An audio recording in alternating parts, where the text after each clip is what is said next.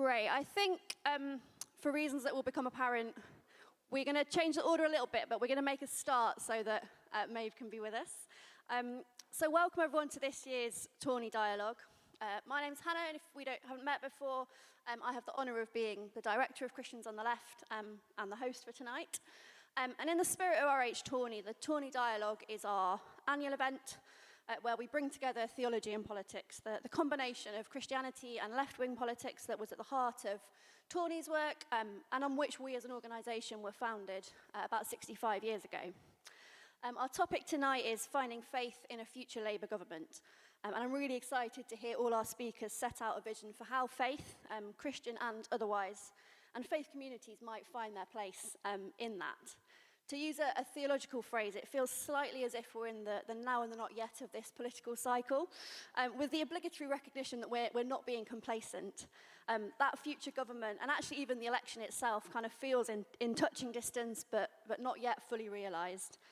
The election obviously not yet officially called, but we're all in that kind of tension of waiting for it. Although perhaps not quite as imminently as it might have been. There was a time last week when I thought they might call it literally while we were in this room. And I did have a few sleepless nights about that. And so while I do want it sooner rather than later, if they could hold off until at least 7:30, that would be quite nice. But we're delighted to have three speakers bringing their perspective to this topic. We've got Reverend Baroness Sherlock, Shadow Faith Minister and member of the House of Lords.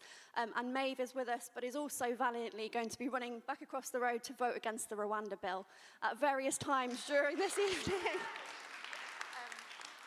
And as we've said, I'm fairly certain no one in this room will begrudge her for leaving us for that, or I hope not anyway. We're also delighted to be joined by Annalise Dodds, MP, Shadow Secretary of State for Women and Equalities and Chair of the Labour Party.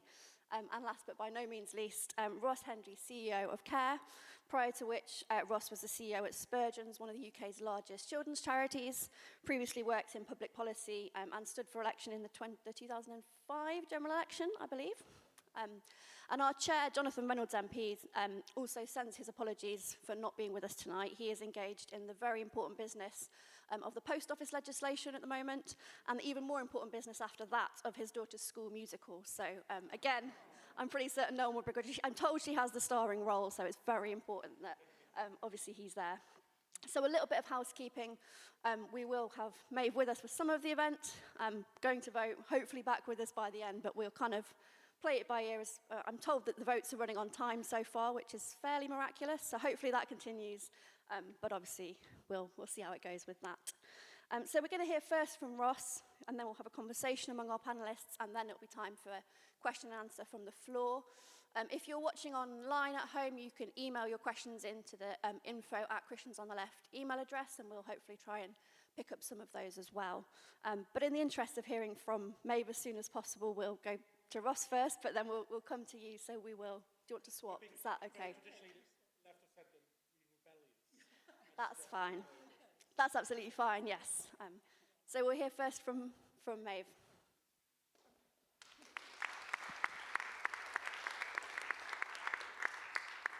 I'm really sorry, I've been told I've basically got about half an hour to get here, speak and go back in time to vote, and then hopefully I'll come back again. So I'm really sorry. But also tonight was meant to be a dialogue, and now I've had to make it into a speech, which is much duller, so I apologise for that. But you will get dialogue amongst the other brilliant participants, and our fantastic Annalise and Ross and other colleagues, and hopefully I'll get back in time to join in some of that at the end. But I've decided to answer the questions Hannah warned me she was going to put me on the spot for, or at least some of them anyway. So the first one was a classic, which was something along the lines of, are we to take it, now that you have a shadow faith minister who's also an ordained Anglican, that the Labour Party finally does God?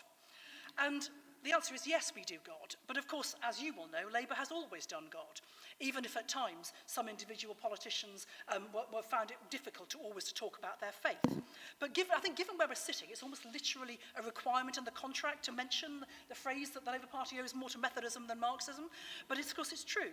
And many of you will know the history. I mean, Tawney, of course, who lends his name to tonight's proceedings, political theorist and historian, very committed Christian, lifelong friend from school days with William Temple, Archbishop of York, later Canterbury, the man who actually brought us the term welfare state, and of course who became one of the architects of Christian socialism, although he never liked the phrase. For him it was just the outworking of his faithful and fruitful Christian life. Then, of course, there was Keir. I mean, not the current one, but the man who became the first leader of the Parliamentary Labour Party in 1906. Keir Hardie, Methodist lay preacher.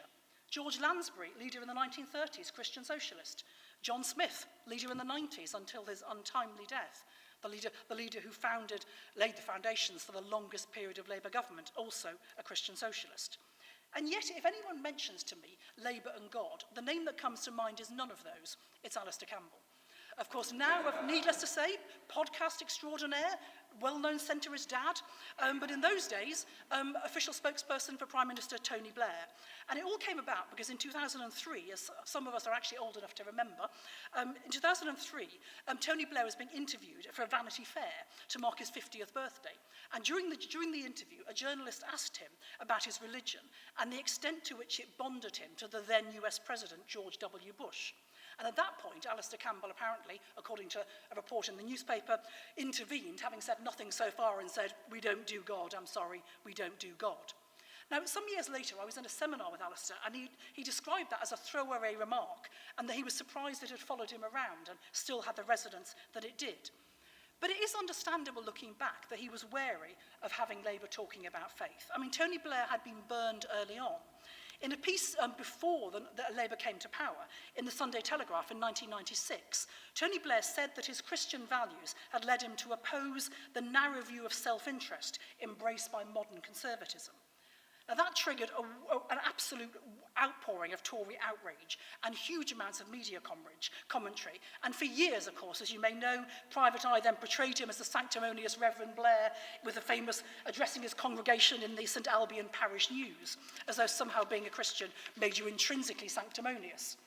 Now, obviously, after that, questions came on and on about his own faith and whether he was going to convert to Catholicism, which in the end he did, but after he was a Prime Minister. And after he left office, Tony Blair said that if you were a player in the US political system, or some others, you could talk about religious faith and people would think fair enough. But if you did that in our system, people would think you were mad. Now, I'd like to think that these days things are very different. There are people of many faiths in Labour ranks, in Parliament, in local government, and in the party as a whole, and we are all the richer for it. So I think the answer, Hannah, to the first exam question is the Labour movement has always done God. Might probably not have existed without God there in the first place, would any of us? And certainly we owe a great debt as a party to Christians on the left and to the many faith societies who have been and now are part of our party. So that's marvellous. The next question I set, this was really like a proper GCSE thing. Number 2 was, what will be the role of faith in a Labour government? Now, I think Annalise is going to talk a little bit more broadly about some of these issues in a while. But just to say, first off, we want to ensure that a Labour government is open to proper engagement with faith. Now, I hear quite often from leaders in faith and civil society organisations that they don't know where to go to engage government. And so, over the last decade, it seems to me that there's been a steady demotion of the importance of faith, of the voluntary sector, of philanthropy, of civil society as a whole. And a Labour government will be committed to ensuring that faith communities and civil society organisations know where to go in government, how to get in, and how to engage a Labour government if we are lucky enough to get over the line. We are not complacent, did I mention that? If we're lucky enough to get over the line, the people will know how to get to a Labour government and engage on the issues that matter to them. So we'll make sure there's a proper ministerial focus and that there are officials working with faith and civil society organisations to make sure that we can harness the energy and creativity of all those who want to contribute to what is actually a whole project of national renewal. Because Keir Starmer has outlined a powerful vision for a mission-led Labour government. But those 5 missions are all going to need the support and contribution of faith and civil society if we're going to be able to implement them successfully. I mean, we can't break down barriers to opportunity without the amazing work that Christian charities like Spear are doing with helping young people into employment, or the thousands of local churches who are working with young families.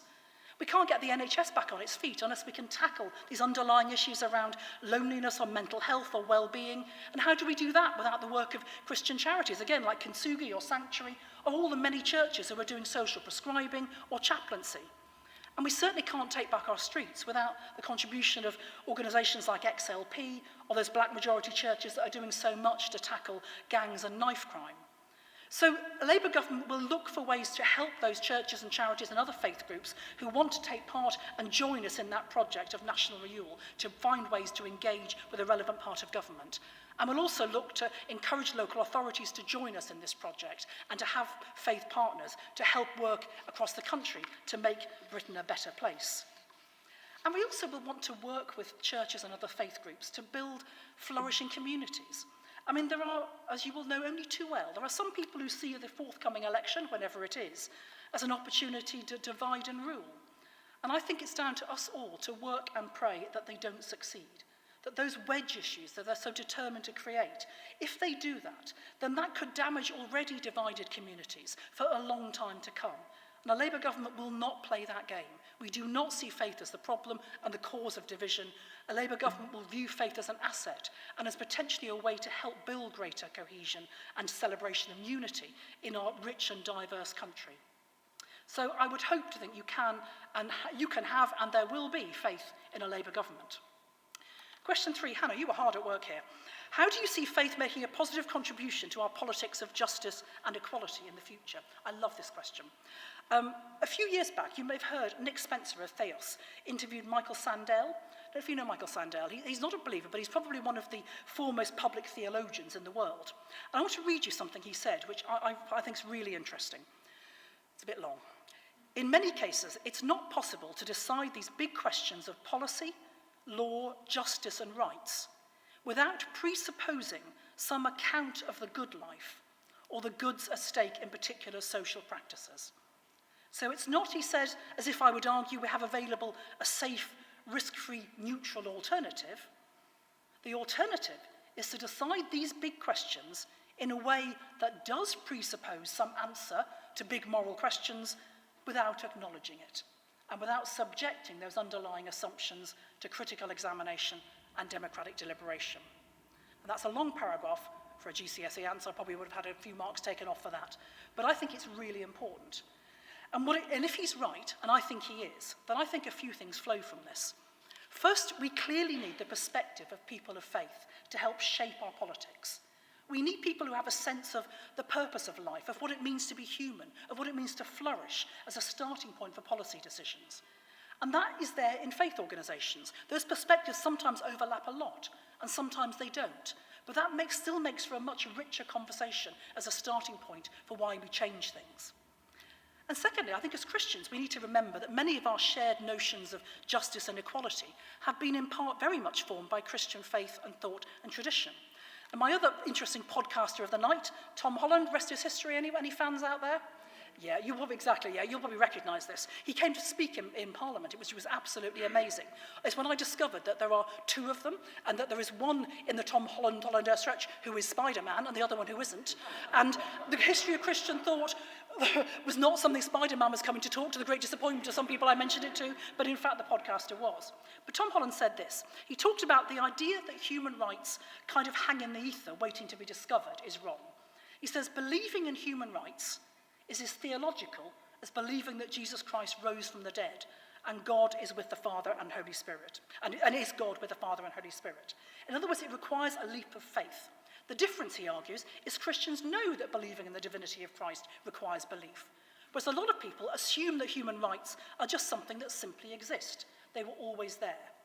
Now, of course, in practice, they are specifically, says Tom Holland, they're the result of specifically legal developments in medieval Christendom, the emergence of this theory by canon lawyers from the 12th century onwards. This doesn't just spontaneously emerge. Now, I think there are times when Christians wonder whether or not Christian tradition has the purchase it once had.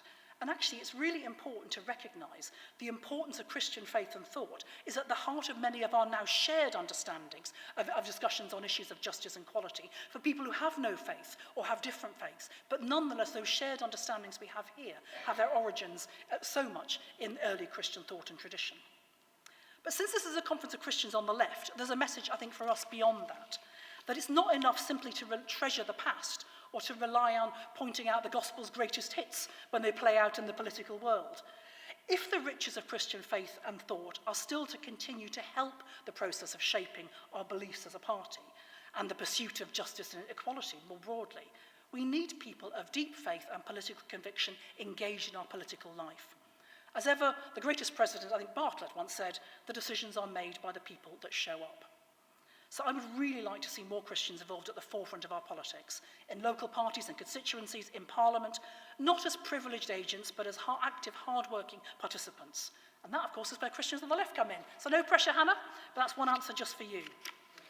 The final question, I'm just going to check to make sure they're not voting. Forgive me, this is... No, we're fine. Fine, final question. What is your vision for the role that faith can play in a future Labour government and the future of our country before they call the vote? Excellent. So a short version of this. Well, firstly, politics is about more than the sum of a bunch of policies. Leadership is about painting a picture, a vision, pointing towards the kind of people, the kind of country we want to be. And I don't know about you, but I am so weary of the years of Tory rule, partly because I have no idea what they stand for anymore. I don't have any sense of what this is about. I keep seeing more and more ideas and legislation whose sole purpose seems to be to try to lay some trap for Labour in the hopes of some small political advantage at the election. And honestly, it's depressing. I'm tired, I think the country is tired, and a Labour government, I simply want to say, and it shouldn't need saying, but given the last 14 years it does, a Labour government will not be like this. We will want to rebuild trust. We want to be the kind of society that's inclusive, where everybody can flourish, where we can all play our part. And where people of faith, of all faiths, who are thoughtful about their politics, have so much to contribute. So my final bit, since I'm a Christian and I'm not allowed to talk just before we get to Holy Week without mentioning Holy Week, next week is Holy Week, the time we celebrate the death and resurrection of Jesus Christ, that turning point in history where God begins his mission to make all things new. And even when things are rough, the thing about that is that as Christians, we know the human story doesn't end with death and decline. It ends in resurrection and renewal. And in a country on a smaller scale, in the time between the times, in a country that's longing for renewal, Christians on the left, all of us, I think, can afford to be excited, even if also daunted by the challenges ahead. Because now is the time to actually make a difference. Now is the time to renew the country, and we have to play our part in that. So let's go for it. Thank you very much.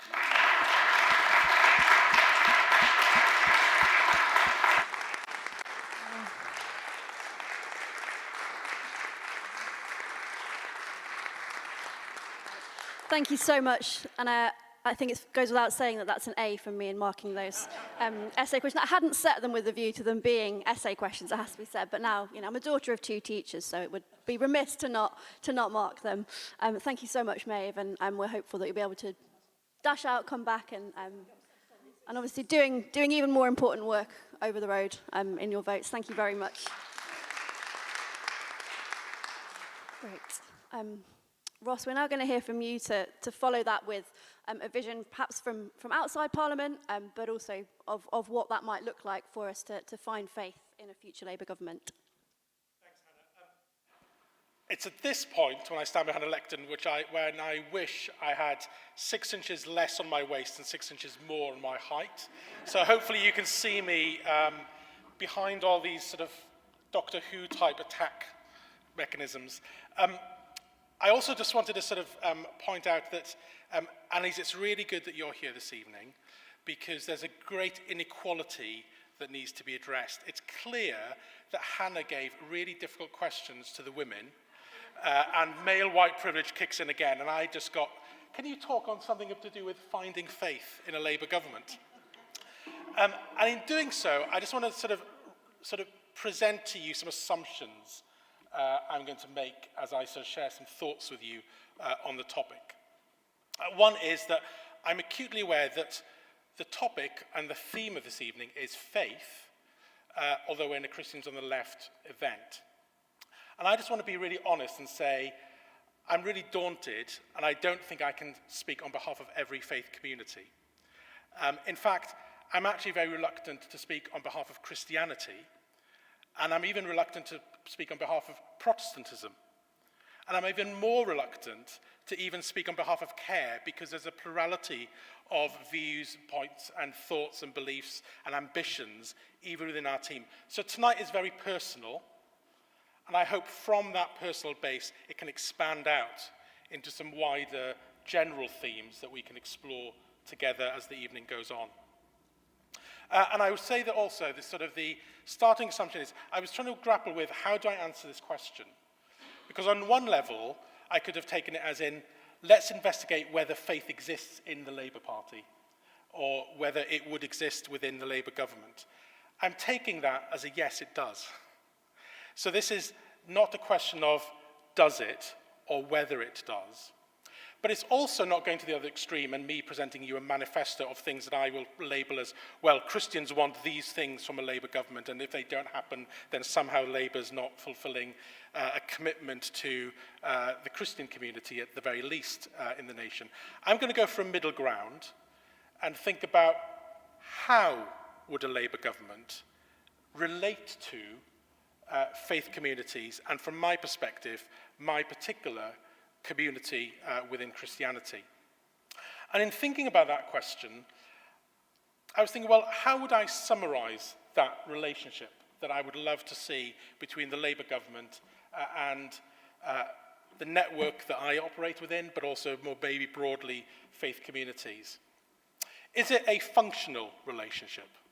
Is it one where, well, you can do this for us and we can do that for you? Is it transactional? No, I don't think it is. That would be patronizing and it would be demeaning. Is it one where Maeve was quoting sort of the Labour movement owes more to Methodism than Marxism? Is it one of a familial relationship? Well, if it was, that I think that at times we can expect to sort of somehow be the favourite uncle, but maybe more often we're the slightly embarrassing cousin. And so I don't think that's a great parallel either. And so what I've sort of tried to think about is, what does it mean that the Labour government would see faith communities as a friend to the government? What does true friendship look like in the public square and in a political context? And I want to sort of examine several aspects of what that friendship might look like. First of all, I want to suggest that the faith communities of the UK could be a complex friend to the government, and the government would see us as a complex friend. One of the Bible uses many words for friendship and friends, and I'm no Hebrew expert, but there is one particular word, and I've got it written in front of me, but I'm not even going to try to pronounce it because I'm going to mangle it. But there is one particular word for friendship, which is about knowing the other person really well. And my prayer and hope is that the Labour government will really desire to know faith communities in all of their complexity and diversity and sometimes perplexing, frustrating sort of standpoints and perspectives.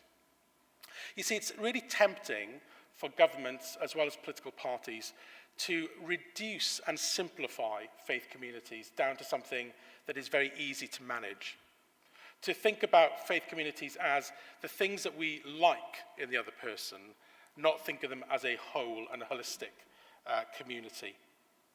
If I just think of my friendships, I am drawn and friends with sort of people because of the things that we have in common, but that doesn't mean that we agree on everything. And I respect the differences that my friends have. Believe me, I've got friends who've got deeply frustrating, or views that are deeply frustrating to me, and I wish they were different. But they're still friends. We understand our complexity, that we are not one homogeneous sort of being, that we're not clones, we're not identical.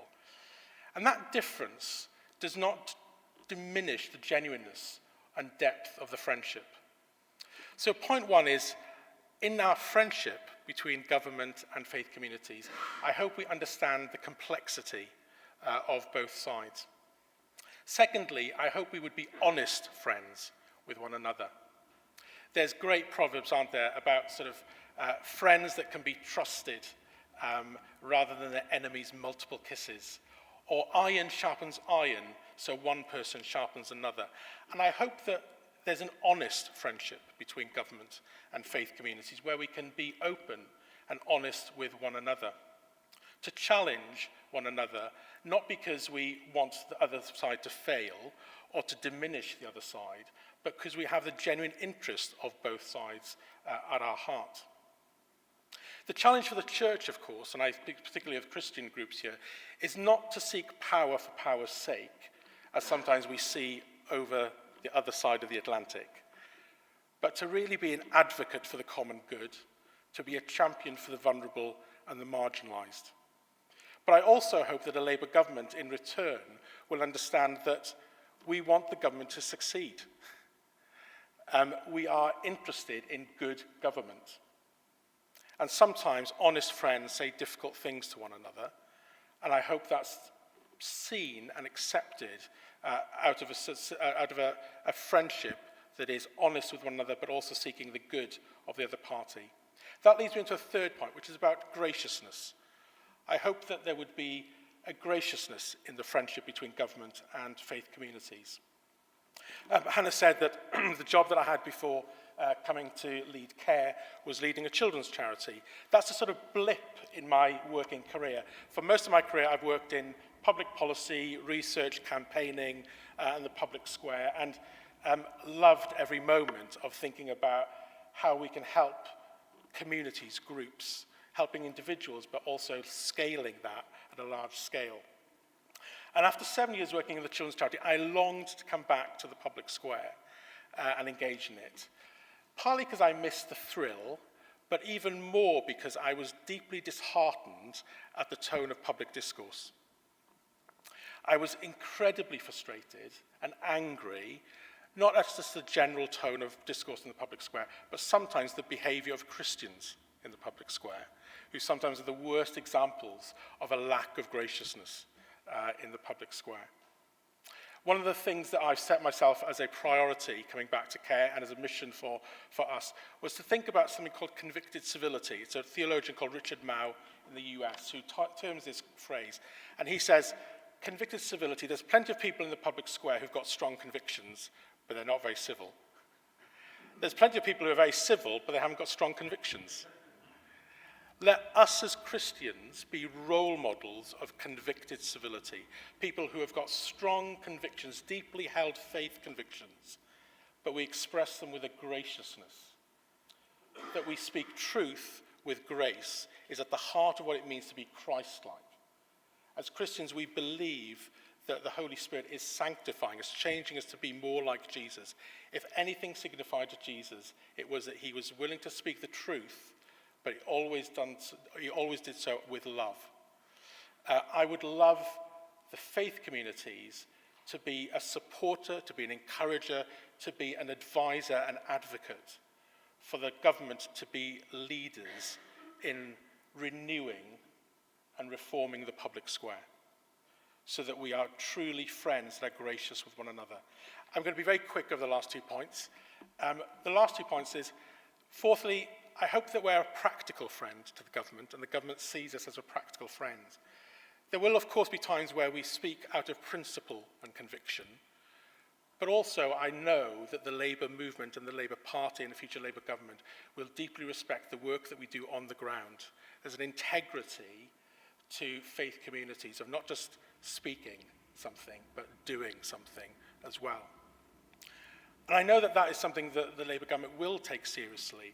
But I want to go a little bit further and suggest that in that experience and expertise that faith communities have of working on the ground, we could be a really helpful, important friend in highlighting blind spots to the government, in reaching parts the government cannot reach and sometimes should not reach, so we can be a real practical friend on the ground. And then finally, I hope that we will be an enduring friend to the Labour government, and the Labour government will be an enduring friend to faith communities. Friendship, when it's true friendship, doesn't just last for a season, does it? It's a true friendship. My best friends I may not speak to for 6 months, 9 months, a year, but when we get back together, we connect straight away. The danger is that sometimes political parties can see faith communities as either useless or only useful for a particular reason. Ours, I hope, is an enduring friendship of faith communities with the Labour movement and hopefully a Labour government. And I hope that that is something that we realise and commit to on both sides. My prayer, therefore, is that the Labour government is a good friend to the faith communities of the UK, but faith communities are a good friend to a future Labour government. What does that mean? It means that we understand the complexity of one another. It means that we are honest with one another. It means that we are gracious with one another. It means that we are practical in our hope and our solutions. It means that that friendship endures. Lastly, let me just say that my message to the Labour Party, and I would be lacking integrity and honesty if I didn't say my hope of a Labour government in the future, is that in all of those things, we understand that we're both flawed. One of the key things at the heart of Christianity is our understanding that we are sinful and broken people. We have a huge hope for how government can be a God-ordained institution that seeks the common good and is a power for good in society, but we can't expect the government to be our saviours either. So we're deeply flawed on our side as well. There will be times when faith communities, and I know from my own particular community, we will fall far short of our aspirations of wanting to live a faith that is one of integrity, where word is lived out in parallel with deed. But I also hope that in that honest friendship, the understanding of the complexity, that we can move forward with a great positivity. I'd say personally that probably the last couple of years has been a real opportunity and a real encouragement and a real hope where that possibility of the friendship is growing. And I have real hope and encouragement and ambition for what it looks like in the future. My own story, as Hannah said and alluded to, I was a Labour candidate in 2005. And it was a very, very difficult campaign, an election, and it probably put me off running for frontline politics as a result of that. But I've stayed in, if you like, the broader Labour movement since then. And what I'd say is that as somebody of faith working within the Labour movement, there's moments where it's deeply frustrating because I hope for so much more, but also deeply encouraging. And that hope should sustain us as we go forward. So I pray that in our brokenness, in our flawed, sort of sometimes falling short of our own ambitions, we can be really good friends, Labour government and faith communities. Good friends who are complex, honest, gracious, practical, and enduring. Thank you.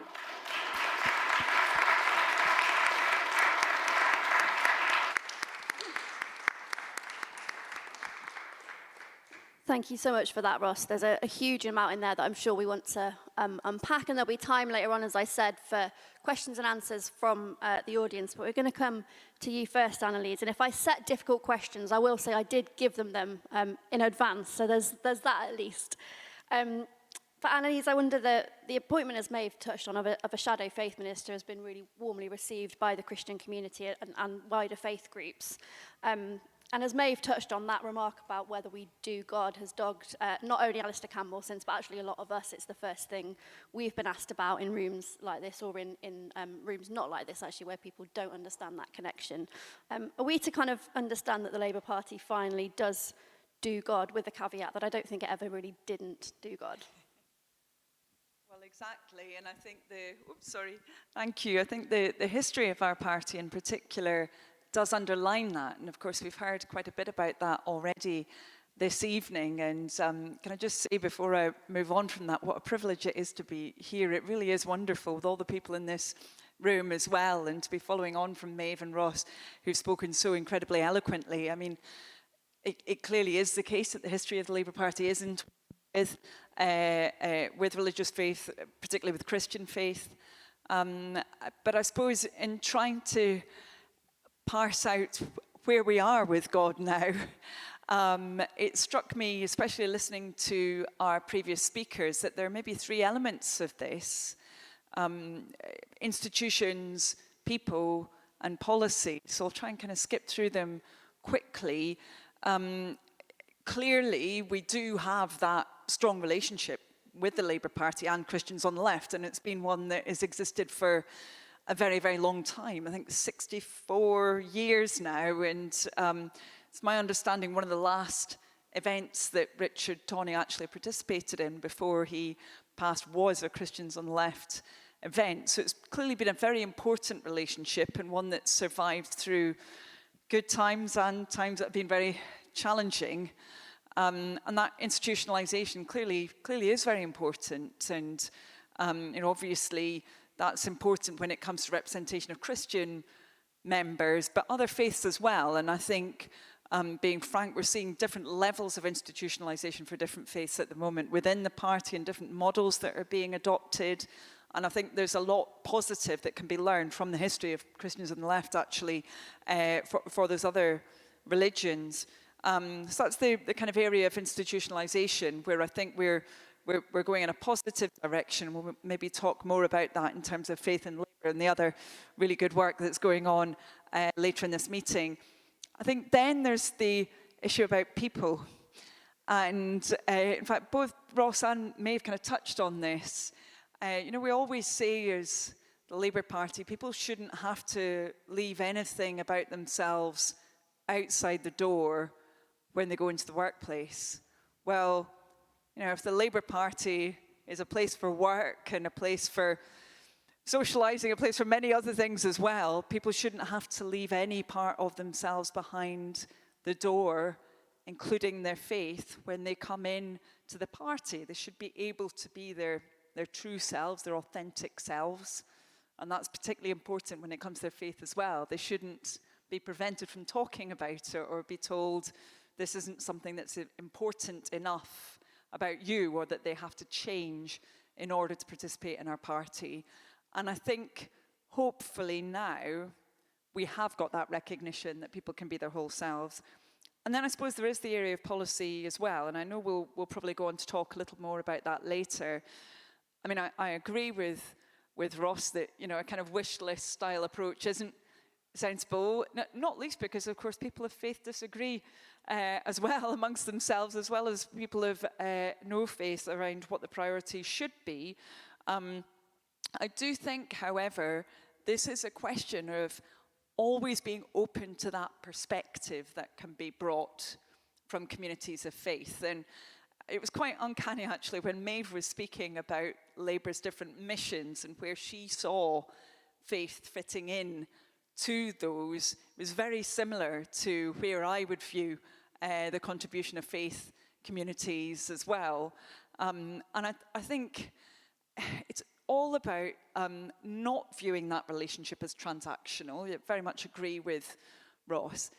And starting with that relationship from the beginning. And if I may, just to kind of round off, I was thinking about this in relation to what's happened in my own constituency, where, and sorry to those who've heard this story before, because I have mentioned it before, and it's a true story. When we found out that the COVID crisis was coming towards us and that there were going to be many isolated older people, the first people that I spoke to were the City Council, County Council, and then the Bishop of Oxford, Stephen Croft, and the Central Mosques leadership as well. Of course, that was kind of replicated across the country, and we kind of developed a particular model of engagement out of that, using modern technology as well as a force for good. But the reason why I mention it now is because those relationships have endured within my city. And that question of perspective, I think, is a really important one, because we found those relationships continuing to exist. For example, when it comes to issues around the drive to net zero and how you roll out energy efficiency housing and heat pumps. And I found that some of the different Christian communities that have been involved in those discussions at local level are always switched on. I mean, you won't be surprised to hear this, but they're always switched on to the social justice challenges around how that's delivered. And as I say, it's about having that perspective from the very beginning, rather than just thinking, oh, well, these kind of different communities can maybe help us to communicate this, or they can help to, encourage their members to adopt this. It's instead saying, well, if we have that perspective in the room from the very beginning, then what will we be much more alive to in policy design from the start. So yeah, institutions, people, policy. Ross is here as May's unofficial spokesperson, just to fill in any of the gaps, I guess. Hi, yes, well, I'm Russ Rook. If we haven't met, it'd be lovely to meet afterwards. And I have the privilege of being May's advisor and working with Faith on Labour on faith and civil society. And I don't really have much to add because I think Maeve answered it brilliantly earlier, and Ross's talk about what it means to be a friend of the party was excellent. Annalise has sort of summed it up there. I think there's one perspective I would bring. I've worked with Baroness Sherlock in the Lords since 2011 and worked with Labour on faith issues for that time. Did a stint working for Ed Miliband up until the 2015 election on faith and have continued to do that since. It's not always an easy gig doing faith in the Labour Party. I had more hair when I started. I suspect Ross had a lot more hair before he stood in 2005. You know, it can be a challenge doing God in the Labour Party, but as Maeve said, God is an existential part of Labour history. But I was thinking as I was listening to Maeve and Ross of one of the other reasons that the Labour Party does and should do God. And I was just thinking through my timetable, my schedule this week with my colleague Joy Johnson. Give us a wave, Joy, who runs Faith in Labour. In the last few days, we have been working with leaders of black churches on an upcoming black church summit with the Labour Party. We have had multiple meetings with the Jewish community dealing with issues of anti-Semitism. We have been working with Muslim leaders on issues of Islamophobia and also some of the issues that have arisen for their communities since October the 7th. And we had meetings with Maeve this morning with Sikh communities sharing really challenging stories about some of the difficulties they face and the hate crimes that they face in their communities. Now, all of those communities could tell you that it's difficult to work with the Labour Party. All of them could tell you that we haven't always done a good job by them or with them. But the point is, they're still turning up. They're still our friends. And there's a reason why Labour does God, because it's existential, it's ontological.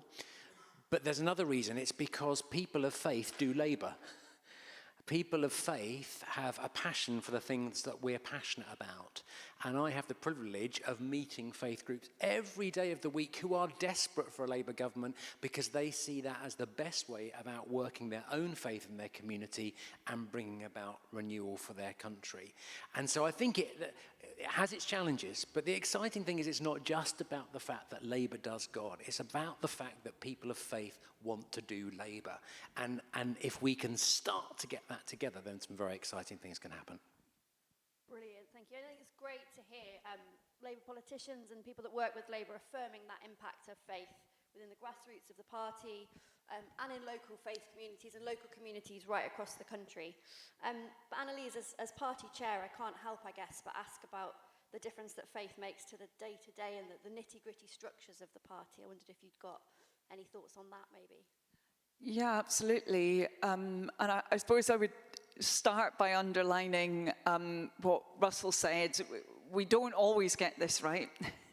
We are always learning. I think, if I'm honest, the times when we don't get it quite right often are the ones that people hear about, sadly. So we need to do more, I think, to really make sure we communicate when we are doing this right. But I think that, you know, as we've been talking about just now, that relationship really has kind of intensified over recent months. Obviously, we have the Reverend Maeve Sherlock, such an incredible powerhouse. I mean, my goodness, she's amazing, isn't she? Doing such a strong job as the Shadow Faith Minister for Labour. And then a kind of broader ecosystem now that we've developed to try and make sure that we have that strong connection. So we have now, I think it's 17 parliamentary faith champions. And obviously they will be politicians who are able to be feeding in to us, members of parliament who are working with different communities. This is all knitted into our overall equalities and external relations approach, which is led by a woman called Vidya Alexson, who some people in this room may know. We have, of course, Russell as well as another reverend here with us tonight, who, just as he set out, has been working on these issues for a very, very long time. And of course, Joy's role as well. And I mean, I think this has obviously fed into the kind of issues that we're just talking about now. And really, trying to go significantly beyond what sometimes might have come across as maybe a bit tokenistic in an approach, you know, kind of marking different religious festivals, but not actually having that in-depth discussion together about what we can achieve from the kind of friendship that that Ross was talking about, friendship that doesn't involve always seeing eye to eye on every different question, but about being able to have that trust between us sufficiently so that, you know, if we don't land in exactly the same place, at least we know where each other has jumped from and can respect that. So. Brilliant. And the question that we're looking at tonight, obviously, is about finding faith in a future Labour government.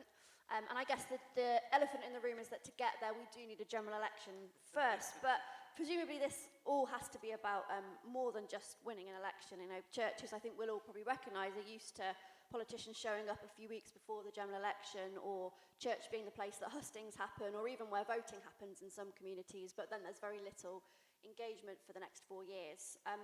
Russ, on behalf of Maeve and Annalise, you might have some thoughts on this as well. What will the role of faith be in a Labour government beyond the first few weeks, or even beyond kind of the election, I guess?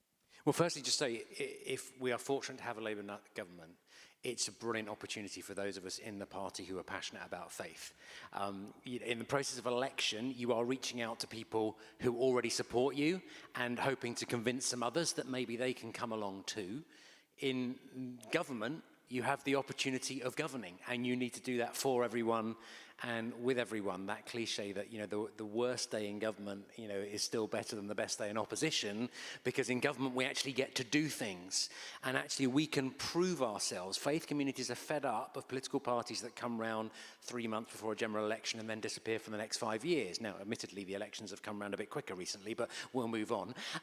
You know, we want to say that a Labour government will take the opportunity of governing to work with faith communities. In January, Keir Starmer and 18 shadow cabinet ministers, including Annalise, took part in the first Labour Civil Society Summit. There were 100 CEOs from civil society organisations, many of them faith-based organisations, coming together to say, what will a Labour government do in partnership with faith and civil society to transform our country?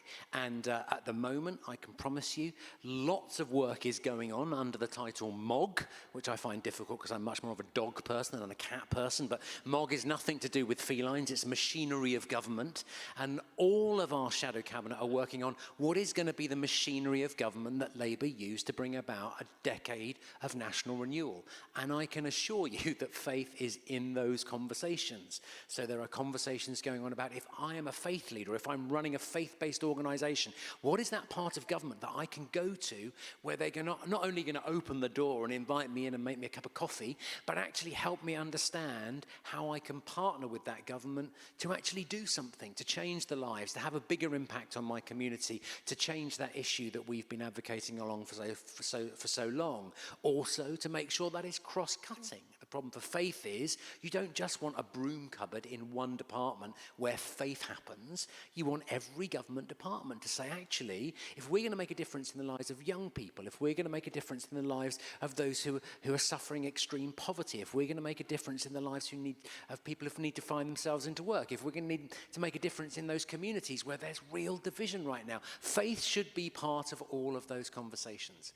And so we are hoping in a matter of weeks and certainly months that there will be a faith and civil society action plan. There will be one, and which we can talk about, which says exactly how that will happen in a Labour government, how faith can be at the heart of this drive towards national renewal, towards executing those missions and making sure that actually people of faith are partners, that we're harnessing the creativity, the energy of our faith communities to do something different. So I think there's a lot of work going on. There's lots we can't say yet, but hopefully in the next weeks and months there'll be some really good news that says, look, we are taking this ever so seriously and we want to work with you in the future. Brilliant. And Ross, we'll come to you. I'm interested to know, I guess, given what you shared earlier, how is this kind of landing with you? What's the friendship feeling like at this stage of the evening? Well, what struck me was, I mean, in some ways, I can understand the sort of the nature of the answer, particularly from Russ, because the way you asked what's happening from the perspective of the party and sort of preparing for government. But it strikes me that sort of some things that CARE's doing to get ready for the election is to say to our supporters, well, we are called to be good citizens. Part of being good citizens is to vote. Get out and vote. Secondly, if you're going to go and vote, think about who you're voting for. So sort out your thinking, do your research, understand what's important to you, what your priorities are, what your passions are, and find out what the parties are going to do about those issues. So be informed. And then thirdly, we're going to say to our supporters, and we've had a planning meeting yesterday on this. I suspect that there will be lots of charities going out there and saying to their supporters, tell the candidates we want ABC. What we're planning to do is to tell our supporters, get in contact with all the candidates from the main parties and tell them you're going to pray for them. And tell them that you're going to pray for them, to say, give thanks that they're willing to put their head above the parapet and serve their local community and seek the common good and want to do something for others. And when you get into the voting booth, think about not yourself, but others. Think about what loving your neighbour looks like when you're casting your vote. And then lastly, the challenge that we're going to give our supporters is that the general election is a great big hook. It's a great opportunity for us to contact our supporters, to try to recruit new supporters. But the election is a moment. Politics is a daily slog, responsibility, privilege. And so one of the things that we're desperately wanting to sort of say to our supporters is get your hands dirty, get involved, not just putting an X in a box once every 5 years, but get involved in the party that you're most drawn to, get involved in the local democratic institutions. And I think one of the hopes that I have for the Labour government is that renewal of not just national, but local democratic institutions as well, that people can be involved in democratic processes. And I think, and I believe, and I think I probably would go further than that, I know from first-hand experience, that when Christians get involved, they stop being what one political theorist calls political hobbyists, where they are in their ivory tower obsessing and anxious about why their party's not doing X, Y, Z. And getting involved means you get to understand the reality and the messiness of everyday life and the complexity of, from my faith perspective, how sin makes the world very messy, very difficult, and solutions very even more difficult to achieve. But getting involved in it gives you a grace to understand that. So we're saying it's not just about what the Labour government is going to do to help us, but also how can we help both the government and democratic institutions at every level. Brilliant. One of the areas we explore a lot in these Tawney dialogues every year is the contribution of the Christian faith to policy. And as a party, justice and equality are the bedrock of our political doctrines, of our beliefs as a Labour Party.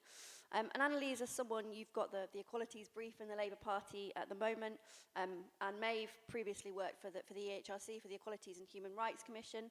And I'll ask you, Annalise, as you're here, I guess, but how do you see faith making a positive contribution to that politics of justice and equality in the future? I mean, I think it's incredibly important. Sorry, I'm about to sneeze. No, I'm not. It's gone away. Partly because of what Maeve commented on, actually, around, in some cases, the concept of equality and justice that we now see codified, obviously, in legislation, or understood more broadly, that they have their roots in different forms of faith, and indeed in different movements that often were inspired by people of faith, Martin Luther King perhaps being the most obvious example. And so whether we're talking about the inequality which often is experienced by people of faith, and I would say in the UK at the moment, many of those who are subject to, the greatest economic disadvantage will be people of faith, or whether we're talking about kind of other cognate areas where there's inequality, I think there's a huge contribution from faith groups. And we recently set out, for example, plans for a new Race Equality Act. Now, of course, as you will all know, actually, again, going back to, who people are, not leaving any aspect of them behind, faith will intersect with so many other parts of people's identity and self-understanding.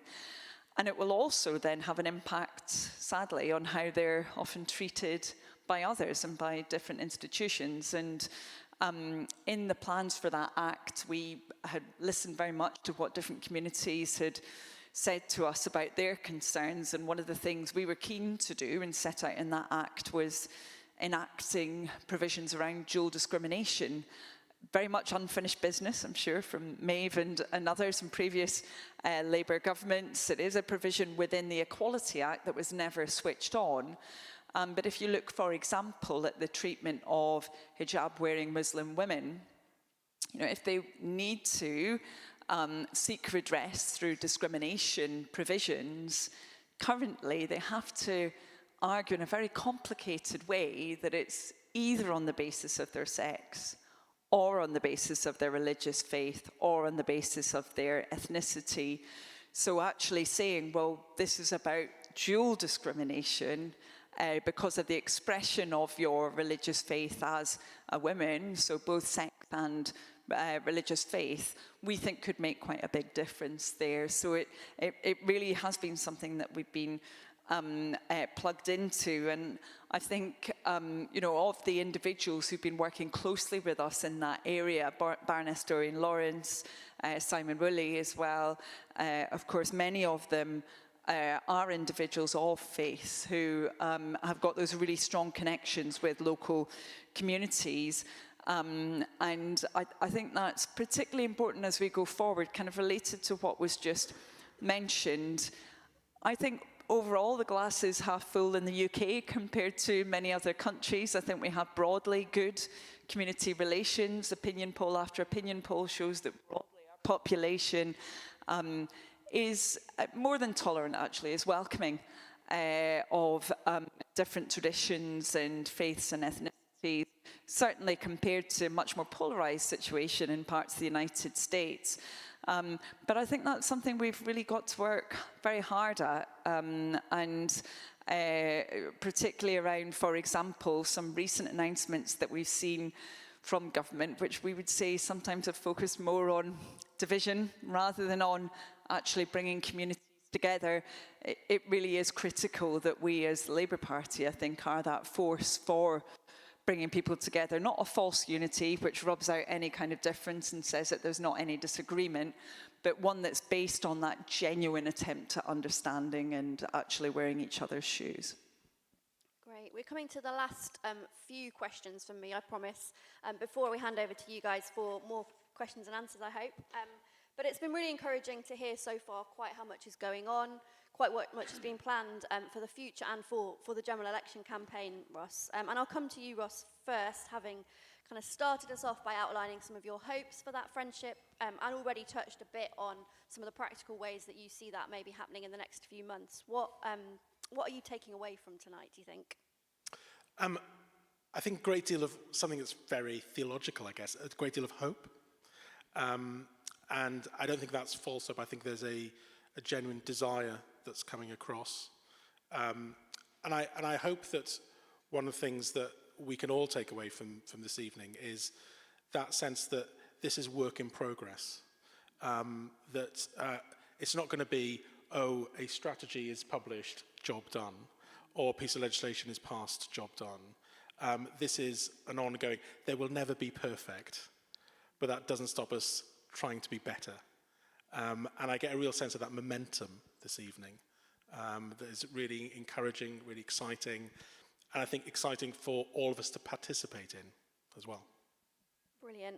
And we'll leave the final word for now to you, Annalise. And I can't help but reflect, and I think many of us in this room have maybe noticed that a lot of Labour's language at the moment has a really strong resonance for those of us of the Christian faith. We talk a lot about the 5 missions, don't we, and the sense of national renewal that we want. And these are words that resonate really deeply with us theologically as well as politically.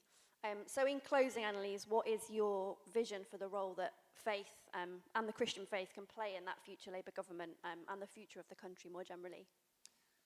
Yeah, I mean, I suppose to take a very sweeping view of it, I think it would be coming back to that view that collectivism, which of course is, it's at the root of the Labour Party, and the belief in the intrinsic worth of every individual that is at the root of much of Christianity, as I understand it, I should say, as someone who's a little shaky on some of this, as someone who is not of faith.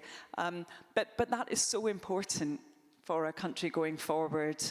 And that belief that we have to seek to understand each other and to reverse John Major's famous and I think very pernicious saying that we have to understand a lot more and condemn far less.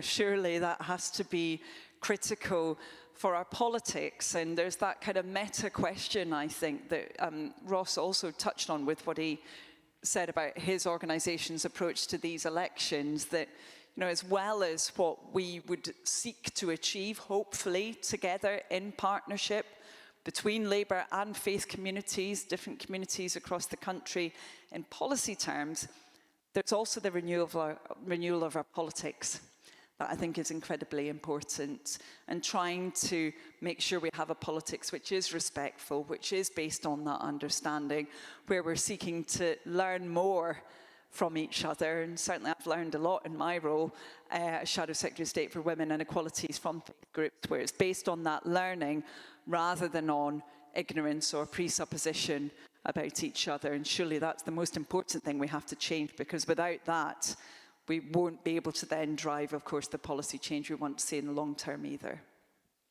Brilliant. We've now got a bit of time for questions and answers from you guys. I will take them in groups of 3 so that we can get through them slightly more quickly. And Maeve started this evening by comparing me to a school teacher. So I guess in that vein, the usual rules of answering questions apply. Please try and keep them to sentences rather than paragraphs if you can.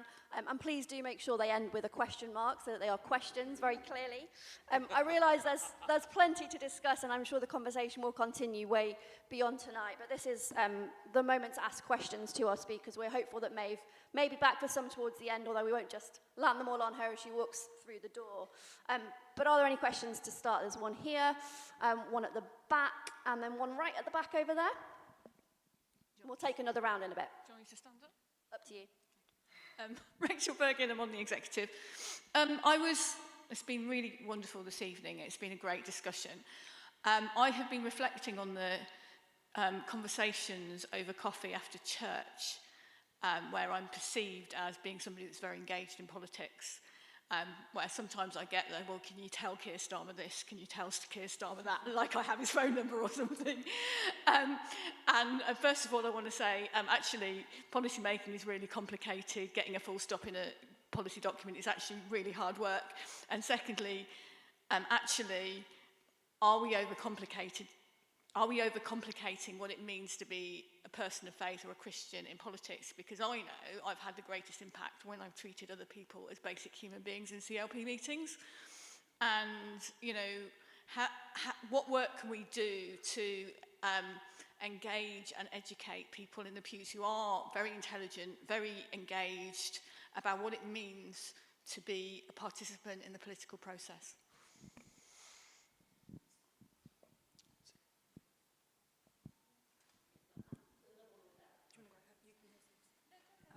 Hi, really enjoyed what people have shared tonight, and sorry that I missed part of it. It was coming from my son's football training.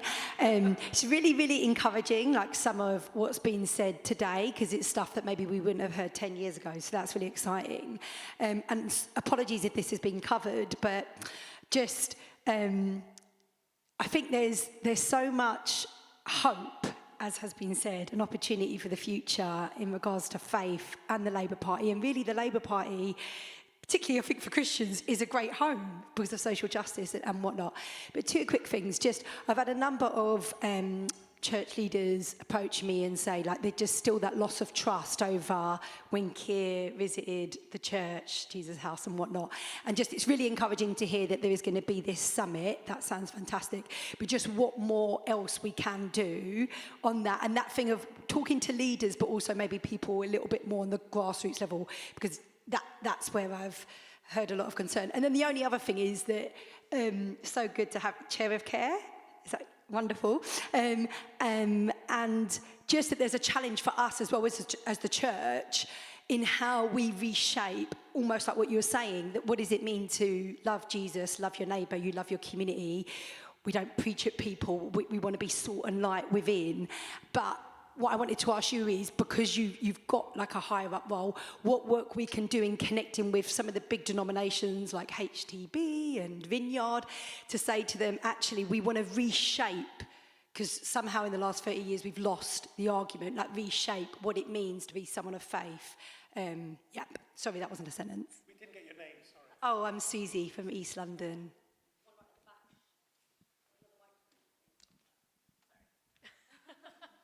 Hi, I'm Lydia. I'm from Christian Aid.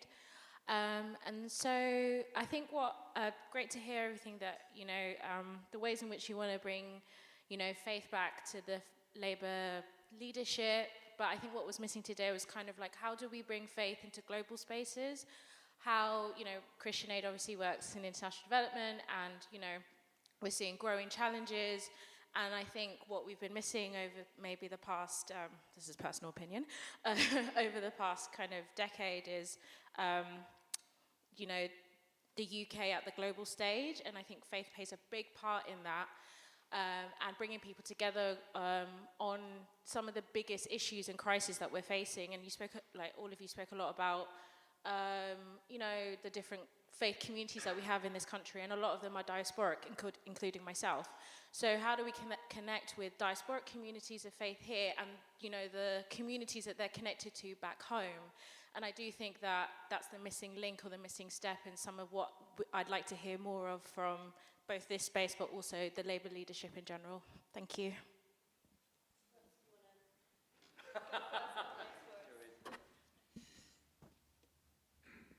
I'd love to. I mean, I think you're right. I mean, I think, as I said, I worked for the Labour Party in 2014, 2015 before that election.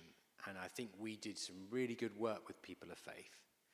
And I can remember loads of good events and loads of good media and some truly amazing visits. But I think you're right. There was almost still a sense, if you gave the Christian community our manifesto and the Conservative manifesto, content-wise, they would have chosen our manifesto.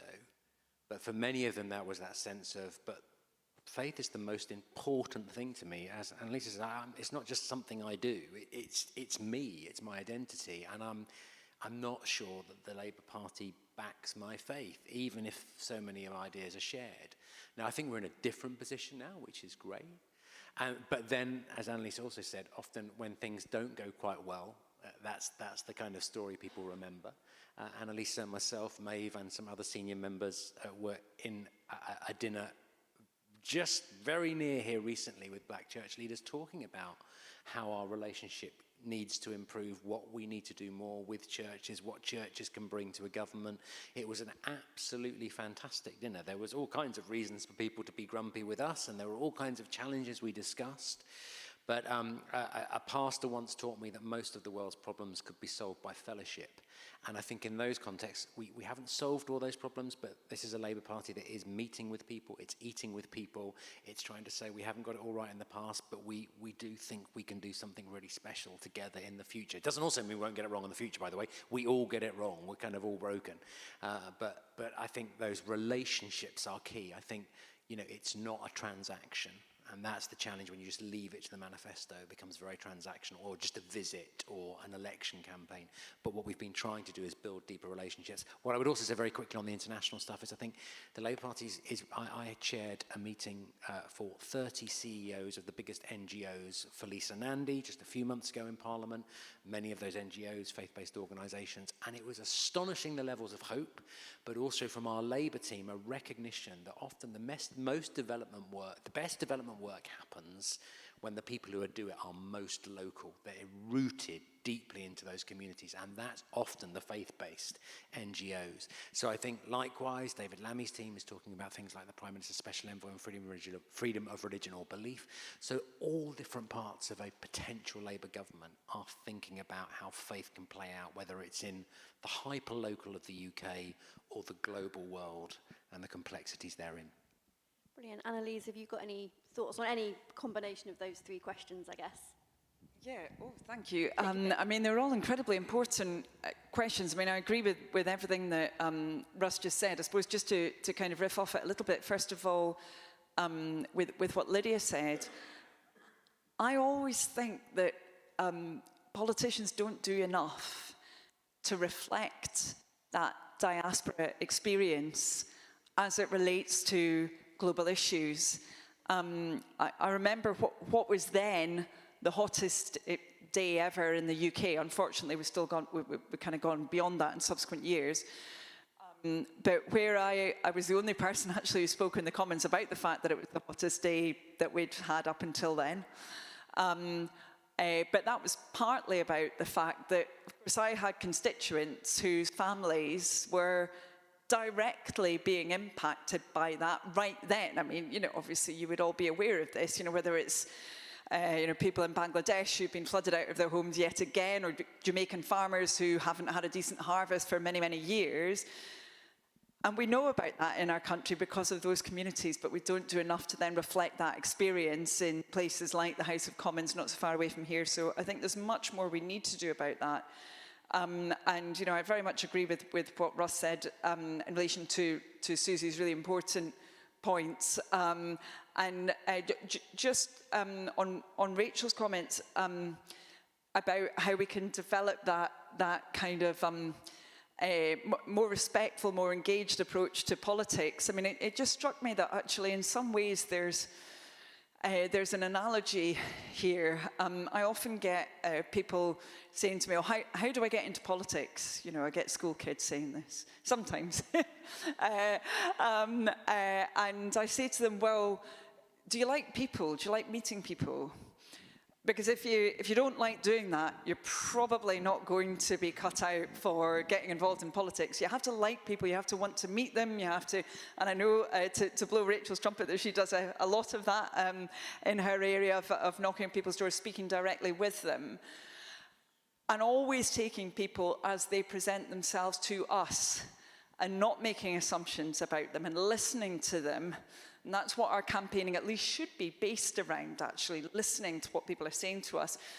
And of course, that is so often how faith communities relate to people as well, Christian communities. You know, when you know, I can think of a case again in my own patch where we had a young man who found it very difficult to communicate what he really needed. And when we were thinking about someone to go with him to the job centre, you know, we were thinking, well, you know, I could go with him, or the local Baptist leader can go with him. And it's that kind of taking people as they come that I think, you know, we have in common, really, across our movements, if we want to call it that. And that surely is part of the solution to all of this, not making assumptions about people, seeking to understand them and respecting them for who they are, rather than who we think they should be. Yeah, I often wonder how much differently or how much better we might understand ourselves as a country if absolutely everyone had to do one round of door knocking. Because it's genuinely, those of us that do that regularly know that that's where you hear from people that are different from you and your perspectives are challenged. And actually that's one of the best things about being involved in politics, is the people that you get to hear from that you wouldn't ever otherwise. And I think if the whole population did that, it would be, I'm not about to suggest that we do that, but I think that it would genuinely be a very different conversation. Ross, before we take another round of questions, have you got any reflections on those three? Can I just say that door knocking for the Labour Party was far easier than door knocking for evangelism. Can I just pick even up, in 2019. Rachel and Susie's point, I just want to combine. I think Rachel is right. Faith should be simple, but it's not. And I say that as I'll self-declare and identify as an evangelical Christian. And that comes, I'm really cautious about using that phrase because it comes with so much baggage that I have to explain to people I'm not a Trump supporter. And I'm so angry with how vast swathes of the American Republican right have co-opted that phrase, which they don't understand what it means. And they don't hold those beliefs. But as an evangelical Christian, what motivates me to hate poverty, to be angry with poverty, to be angry and hate human trafficking, to be deeply concerned about creation, care and stewardship, is also what motivates me around beginning of life and end of life, where I disagree with lots of the Labour Party. And sometimes I'm deeply uncomfortable because of the views I generally have. And I don't feel that always respected. I just think, oh, well, you haven't thought those through. I've probably thought about them a lot more because I struggle with them than some of the people that hold opposing views. And I think that my passion for convicted civility is that whole point where parties are meant to be broad churches that are held together by common principles and beliefs and passions, but there will be differences within that. Now, I think that then drawing others into that community is a matter of trust, as I think Susie mentioned. And unfortunately, that takes time, consistency, it's costly, and it doesn't happen overnight. And I think many of the large churches in the UK, and I can speak from London experience, in some ways, it's less hassle to not deal with government and to just see the local need that they have and think we're big enough to do something about it ourselves. Let's just get on and do it without the turbulence that politics and government create. And I think that the obligation and responsibility, perhaps, of a future Labour government is to show how it can give continuity of support, encouragement and empowerment to say that it's not all us and none of you, or all of you and none of us, but what is the appropriate role for the government and for state and the public sector, and how do we leave the space around the edge of the field for the church to glean and to point people to the better story that we have to tell. Brilliant. And we'll take another round of questions at this point. I'm trying to see if there are any over this side. One right at the back, one here, and one here, and one over there. And we'll try and take another round after this if there's time. Thanks so much. Great to be here. I'm Alison, Lambeth Councillor. And what would be really helpful as a newly elected, well, I've only been in a couple of years, to hear more signals from the Labour Party for us locally about faith. It's quite hard to fight your corner in Lambeth as a person of faith.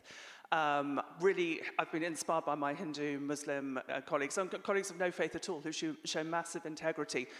We hear a lot of signals from national government, but I don't hear anything on that, and it would be great to hear more. Thank you very much. My name is Andrew Gray, and my question actually comes slightly feeds out one of the answers that just came. It's to do with the MOG that you mentioned earlier. The reason I take an interest in this is I set up the Church of England's Homeless Task Force, and we're currently in the process of setting up a pipeline of genuinely affordable housing stock on church land. But the engagement that we've had with government has tended to be local governments. When we have tried to engage with central government, we found ourselves hitting a bit of a brick wall. And there's a lot that we'd like to sort of take away from central government and also feed back into it. And so I guess my question really is about MOG in terms of when will that sort of come to fruition, and how do we get sort of, how can the church and faith groups engage with that more widely? Thank you. Is that working? Yes. My name's David Ormerod. I was deeply involved with this movement in the 1980s. Used to edit the annual Tawney lecture. And indeed, I brought this, I edited this book, And what I want to say this evening is that I really think our time has come, you see. I find it incredibly exciting that our time has come. Now, the other exciting thing, and I believe I'm working with your mother, Ross. We are, I only just realized this halfway through, but we're organizing a major national conference at Canterbury Cathedral on, amongst others, the church and social justice. And the thing that excites me, because our keynote speaker is none other than Lady Brenda Hale, on rebuilding civil society. Now, we had a different speaker. I won't go into that. We did have a Labour Party member, but that person indeed withdrew. I'm very glad that we're starting with civil society. My question will be this, and I know you want me to be quick. Though I do want to, I've brought 40 leaflets about our conference, and I hope you'll all take one with you. My question is this: will a future Labour government return power and resources to local authorities? This is the whole point about civil society. It is the church, it's voluntary bodies, and as Ross said, it's NGOs. It's this amazing combination. I'm not bothered about what happens to faith, to be perfectly honest. If you've got it, you've got it. Faith takes care of itself. And let's not bother about God and faith. I've worked with your mother and the food banks and so on. And so civil society is where we start, because we can afford it, you see, and this is what Brenda is going to say on the 18th of May. 18th of May. Hello, thank you. My name is Nadia Burrell. I've just been selected as PPC for Dorking and Hawley. Sorry. Thank you. And I'm so encouraged by the conversation about building civil society conversation and building positive conversation between faith communities and the government. I think it strikes me that where a lot of our conversation takes place is online, on social media, and I wondered if you had any thoughts about how we can improve the quality of our conversation and, I guess, disagreements about faith, civil society, the government online. Thank you. Brilliant. I'll come to each of you in turn to summarise kind of any responses to those and any kind of final comments. So we'll come to you first, Russ. Yeah, wherever I go, I'm upstaged by my mum or my sister, and I didn't expect it to happen tonight, but it's happened again. So I'm now really grumpy. No, I'm not. So I think it's interestingly, I mean, your comment there. So I would say probably two things.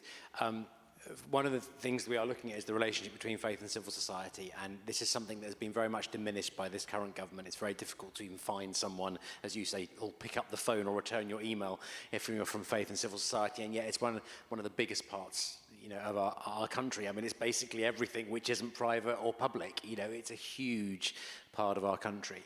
I think we're very committed to dealing with it together, because I think one of the things when you take it to pieces, I take your point, actually a large part of civil society is faith-driven, faith-based organisations, denominations. Just the scale of Christian philanthropy alone is billions of pounds a year. So we've got a view that we want to deal with it together. That doesn't mean we're kind of merging it and faith becomes civil society and civil society becomes faith, but it is saying that we want to see it in a whole, and we want to create a space or spaces for in government where we can do faith and civil society well. It's difficult to say. I'm hoping in the next couple of months we will be talking about where that fits into Labour's plans for government, and so there will be, watch press for details, and hopefully we'll be able to say more about that as time comes. And then the last thing I should say is apologies from Baroness Sherlock that she's not made it back, but we have won every vote tonight on the Rwanda bill. I think we'll forgive her that. It was absolutely worth it. Great. Ross, have you got any thoughts? And I should say as well, I didn't prime him to bring that book, but it's a, yeah. Yeah, no, I brought that book because it was one of the first books I bought. I'd been a tentative Labour supporter at school, went to university, joined the Fabian Society, that radical movement. A bit like, I feel this is a very typical story of the Labour movement.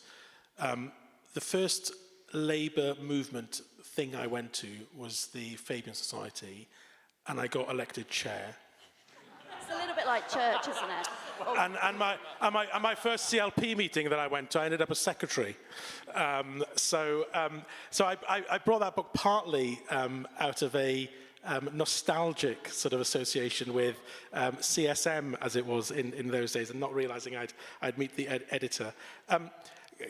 Just picking up sort of maybe Alison and Andrew's questions in particular, I think that the machinery of government, I think what I would be very, very keen to promote is to ensure that on the faith side, we have safeguards on our own ambition to seek power.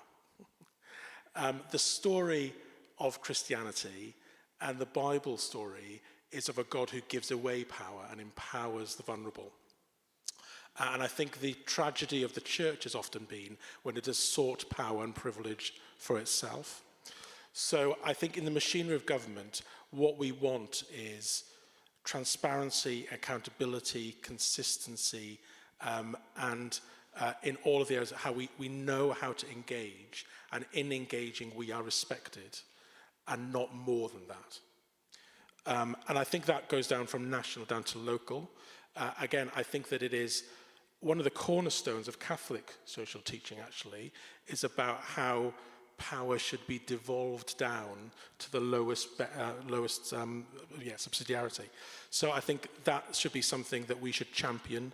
And it goes back to my point that we just don't talk and heckle from the sidelines, but we get our hands dirty and get involved and support and seek to make the success of the democratic institutions that we're privileged to be able to be part of. Brilliant, Annalise. I'll give you the privilege of the final word, the final remark for our evening. Well, thank you very much, and what a pleasure it's been. I suppose first I would want to congratulate Nally and Alison as well on your selection and election. Brilliant to have you as representatives, and I think both of your questions go quite well together and relate to some of the discussion we've been having this evening about how we can kind of improve that tenor generally of political debate and discussion. And frankly, the online world, unfortunately, does not often help us. I mean, it can be a wonderful facilitator, and I mentioned in my case what happened in my constituency with the engagement of faith communities during COVID, and we couldn't have done that without social media bringing communities together. But of course, it can be extremely effective at polarizing communities as well. It's leading to the growth of conspiracy theories and everything else. And I think we really need to do all we can, as the Labour Party, as committed people, to make sure that we are having those conversations that aren't about, however many characters it is, 70 or something, just saying someone's wrong, actually having that more detailed engagement and understanding so that we can parse out the issues. And we may still disagree, but at least we understand each other. I mean, it kind of reminded me of the discussion actually that I had last night with a young woman who was telling me about how there'd been a really kind of polarized discussion about burial sites. She was a local councillor, and she happened to be the Muslim faith, and a local resident had said to her, surely you can just get cremated. And she kind of had to explain, well, I'm afraid that, that doesn't work because X, Y, Z. But of course, unpacking those kinds of assumptions can take time, and you can't really do that over X, can you, very easily, without it becoming an argument. So I think we've got to work hard at creating those places where we can have these kind of discussions and have them in a civilized way, and the phrase that was used around that committed approach towards civility. And then just finally on the point about local authorities that David made, I really agree with what others have said here. And I think it kind of stems from an understanding of the fact that, to use the government's own phrase, mentioned in rhetoric but not delivered, you can't level up if you're just talking about plonking the odd, and very much the odd in the government's case, extra bridge here or, building there. You have to focus on the people. And you have to support the people. And if you do that, of course, again, you're taking people where they are and who they are and every aspect of them and working with them. And that is, I think, what that word partnership should genuinely mean going forward, whether it's with local authorities, devolved governments, or indeed faith communities, civil society as a whole, trade unions, businesses, and so on and so forth.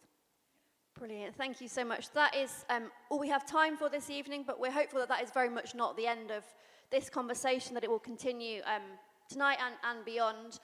If the future Labour government is a work in progress, then the process of finding faith in that will continue to be a work in progress even after the election. It's something that we want to carry on finding, not something that we will find once and it will be found, I think. So we're going to carry on this conversation. If you had questions, if you had thoughts that you didn't get to share tonight, then do email them to me. I'll make sure they get back to Annalise and to Ross, and also to Maeve when she returns from valiantly winning all the battles on Rwanda. But that is it for tonight. Thank you so much to Maeve, to Russ, and especially to Annalise for being with us. Thank you to all of you for being here. If you are not already a member of Christians on the Left, this would be your best opportunity to join. So I'll leave that with you as maybe something to take away and do. But thank you for being with us. Thank you to those of you watching online. But thank you especially to our panellists.